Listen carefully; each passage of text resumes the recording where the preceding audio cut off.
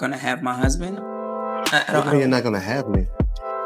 Like, you don't always come to my stuff because of our... Y'all, this didn't just turn into a courtroom case. It looks like it turned into a full public unmasking in real time. Because for weeks, people thought the tension around Warryn Campbell and Tina Campbell was just noised rumors that would fade once things moved behind legal doors. But that's not what insiders say happened. It looks like the real explosion allegedly happened inside that courtroom. And not quietly. Sources claim Warryn didn't just defend himself. He allegedly walked in prepared to show everything. Not opinions. Not statements. Evidence. Private texts, voice notes, late-night conversations that, according to speculation, painted a completely different picture than the one the public believed. Internet freeze. Because the moment those alleged messages were referenced, the entire tone of the case shifted. But here's the first twist. Instead of denying anything, Warryn allegedly reframed the entire story, claiming this wasn't a one-sided mistake, but a hidden double life. And that line? It spread instantly. Now, the narrative isn't just about betrayal. It's about who was really in control the whole time. Then comes the second hit, because insiders say Teddy Campbell was present, and what he heard allegedly didn't just hurt him, it broke him. He sat there, and everything changed. Silence. And just when it feels like that's the peak, another escalation. Because Warryn allegedly hinted that what was shown in court wasn't everything. That there are more messages, more context, more moments that haven't been made public yet. Now, ask yourself this. If this is what's already come out, what's still being held back? Because right now, this doesn't look like a case that's winding down. It looks like one that's just getting started. Stage in our relationship with where we are now. I think I just want to make sure that we're even intentional, even when we're working, just to kind of, just check on me. It looks like this didn't stay online. It crossed into the courtroom and changed everything. Because for days, people believed Warryn Campbell was just talking, reacting, defending, hinting. But insiders now claim the real move wasn't on social media. It allegedly happened inside court. No warning, and build-up. Just a packed room, heavy silence, and a moment that shifted the entire narrative. Warryn stands up, and instead of arguing, he reportedly signals that he's ready to show. Internet freeze. Because what follows, according to sources, isn't just a statement. It's an alleged submission of private material. Texts, voice notes, fragments of conversations that, when placed together, suggest something deeper than a single incident. Late-night messages, personal tone, references to meetings that weren't public. Nothing fully confirmed, but enough to trigger shock across the room. And that's the first twist. Because once something enters a courtroom, even as a claim, it starts to feel more real to the public than anything said online. Then comes the escalation. Instead of framing it as a mistake, Warryn allegedly reframes the entire situation. This wasn't one moment, this was a double life. That line lands hard, because now the story isn't just about whether something happened. It's about how long it may have been happening. Two timelines point two realities point one public image. And suddenly, everything feels unstable. That's when attention shifts to Tina Campbell. According to insiders, she doesn't immediately respond in the moment. No visible reaction that settles anything, just silence. We started doing the check-ins about 2008 because we didn't feel connected. If you don't connect, then... And that silence? It starts getting interpreted in real time. Some see it as restraint, others see it as strategy, some take it as confirmation. And once silence becomes part of the narrative, it amplifies every assumption around it. Then the second twist hits. Because sources claim Teddy Campbell was present, and the impact on him becomes a story of its own. No dramatic speech, and public confrontation. Just a visible shift. A reaction that, according to observers, looked like everything was being processed at once. And that moment spreads just as fast as the alleged claims themselves. Because now this isn't just about two people. It's about a collapsing structure. Then comes another escalation. Because Warryn allegedly doesn't stop at what's been referenced in court. He hints that there's more. More messages, more context, more material that hasn't been presented yet. And that changes the energy completely. Because now the audience isn't reacting to what's already surfaced. In 2013, where infidelity rocked the core of the family. It's all on you, Teddy. They're anticipating what could surface next.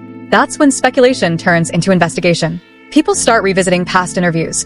Old clips get new interpretations. Moments that once seemed normal begin to feel questionable under a different lens. And once that process starts, the narrative expands beyond control. Meanwhile, insiders claim things behind the scenes are becoming more complex. Legal discussions intensifying, private conversations breaking down, different sides preparing for outcomes that may not align. Because when multiple narratives exist at once, resolution doesn't come quickly. It fragments. and that fragmentation becomes visible. One comment trending online captures the shift. This isn't just exposure, it's unraveling. Because unraveling doesn't happen in one moment. It happens in layers. One claim leads to another. Point one reaction triggers more silence. Point one silence creates more questions. And the longer it goes without clarity, the deeper it pulls people in. But the most unsettling part? According to speculation, what's been referenced so far may not be the full picture. Not the full timeline, not the full context, not the full story, which raises a question that no one can answer yet. If this is what's already reached the courtroom, what's still waiting to come out? Here, I filtered everything through it, everything. So when loneliness showed up in my marriage, I went back to the old Ted. Wow. That's exactly how it happens. It looks like the courtroom moment didn't settle anything. It opened a second phase. Because once those alleged messages were referenced by Warryn Campbell, the focus shifted instantly from what was said to what else exists. And that's where things start getting complicated. According to insiders, the material mentioned in court may only represent a portion of a much larger timeline. Not a single exchange, not a one-time situation, but a pattern. Late-night conversations, repeated contact, moments that, when isolated, might seem harmless, but together begin to suggest something more layered. Nothing confirmed, but enough to raise questions that aren't going away. That's the first twist. Because now the narrative isn't about a single claim, it's about duration. How long did this allegedly go on? When did it start? Who knew? And when? And once those questions enter the conversation, everything starts getting reevaluated. Old interviews resurface. Past interactions get reinterpreted. Even neutral moments begin to feel different under the weight of new assumptions. Meanwhile, Tina Campbell remains largely silent in public, and that silence continues to shape the narrative in unpredictable ways. Some observers say it's strategic, advised by legal teams to avoid escalation. Others read it as hesitation. Others still interpret it as an indirect response. That's the second twist. Because when one side introduces alleged evidence and the other side doesn't immediately counter it, the balance of perception shifts, regardless of what's actually true. Then the situation escalates again. Because according to chatter around the case, Warryn didn't just reference past conversations. He allegedly indicated that there are additional materials that haven't been presented yet. More texts, more voice notes, possibly more context tied to specific dates. And once the idea of more is introduced, the entire tone changes. Now it's not about what's already known. It's about what might still be revealed. That anticipation drives everything forward. At the same time, Teddy Campbell remains in a position that continues to draw attention. Already connected to legal action, now potentially facing a narrative that evolves with each new claim. If one side presents a timeline and another side challenges it, then the situation doesn't resolve. It expands. And expansion creates uncertainty. That's where engagement increases. Because uncertainty invites interpretation. Different viewers begin constructing different versions of events based on fragments, reactions, and timing rather than confirmed facts. That's how stories like this grow beyond their original scope. Not through clear answers, but through overlapping possibilities. Then comes another layer. Insiders suggest that behind the scenes, conversations are becoming more structured, more focused on legal positioning rather than public explanation, which implies something important. If the situation is moving deeper into a legal framework, then future developments may not come through social media. They may come through filings, statements, or controlled releases of information. And that changes the rhythm entirely. Because legal processes don't move at the same pace as online reactions. They move slower, but with potentially greater impact. One observer summarized it this way: what we're seeing publicly might just be the surface. The real story could be building somewhere else. And that idea shifts the entire perspective. Because if what's happening in court is only partially visible, then the public narrative may always feel incomplete, which leads to a deeper question. If the current version of events is already this complex, what happens when the next layer becomes visible? It looks like the situation has moved past exposure and into something harder to control. Because once the alleged courtroom references from Warryn Campbell began circulating, the narrative didn't stabilize. It fractured. Different clips, different interpretations, different timelines being built by the audience in real time. And that's where the third phase begins. Because now the story isn't being told by one side. It's being reconstructed by everyone watching. That's the first twist. Because once a narrative leaves the control of the people involved, it doesn't slow down, it multiplies. One moment gets clipped, another gets recontextualized, and suddenly, the same piece of information is being understood in completely different ways. Meanwhile, Tina Campbell is still not offering a clear, direct response that resets the narrative. And at this stage, that absence is becoming part of the story itself.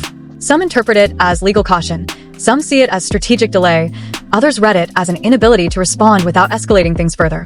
That's the second twist. Because silence, in a situation this visible, doesn't pause the conversation. It accelerates it. Then comes escalation. Because according to insiders, the possibility of additional material, messages, context, sequences has shifted how people are viewing everything that's already been mentioned. Now the audience isn't just reacting, they're anticipating. And anticipation is what keeps momentum alive. Every small detail becomes a potential clue, every past interaction becomes something to revisit, every gap becomes something to fill. That's when the story expands beyond the original event. At the same time, Teddy Campbell remains positioned in a way that continues to raise questions. Already involved in legal action, already connected to earlier claims. Now potentially facing a situation where multiple narratives intersect, none of them fully aligned. Because if one version of events suggests a timeline and another version challenges it, then resolution doesn't happen. Conflict does.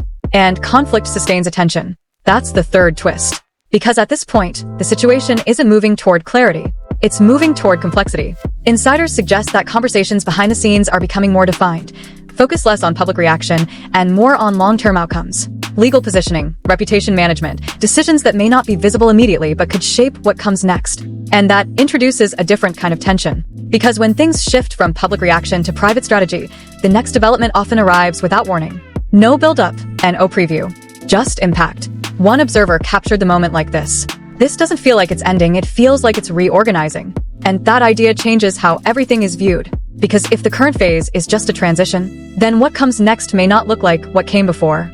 It may not be a live stream. It may not be a reaction. It could be something more controlled, more precise, and potentially more revealing. Which leads to the final question that's now driving the entire conversation. If what has already surfaced created this level of reaction, what happens when the next version of the story is presented with full context? It looks like this isn't reaching a conclusion. It's building towards something bigger. Because after the alleged courtroom moment involving Warryn Campbell, the narrative didn't calm down. It intensified. Clips are still circulating, reactions are still evolving, and every new interpretation is adding another layer to a story that no longer feels contained. Now, the focus isn't just on what was referenced in court. It's on what might still exist. Because if those alleged texts and conversations connected to Tina Campbell are only part of a larger timeline, then the situation isn't closing, it's opening. That's where things get unpredictable. Meanwhile, Teddy Campbell remains at the center of a shifting narrative that continues to evolve without a single, confirmed version of events. And when no clear version exists, the audience fills the gaps. That's what's happening now.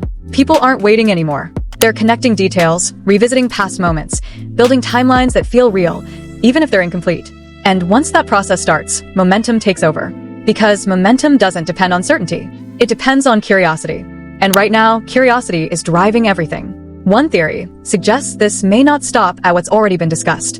Another suggests there could be more context, more clarity, that hasn't been revealed yet. Nothing confirmed, but enough to keep attention locked in. Because at this stage, the story isn't just about what happened. It's about what could still happen. And that's the tension holding everything together. So the question isn't whether this is over. It's whether the next development changes everything again. Because if even one more piece surfaces, this entire narrative could shift overnight.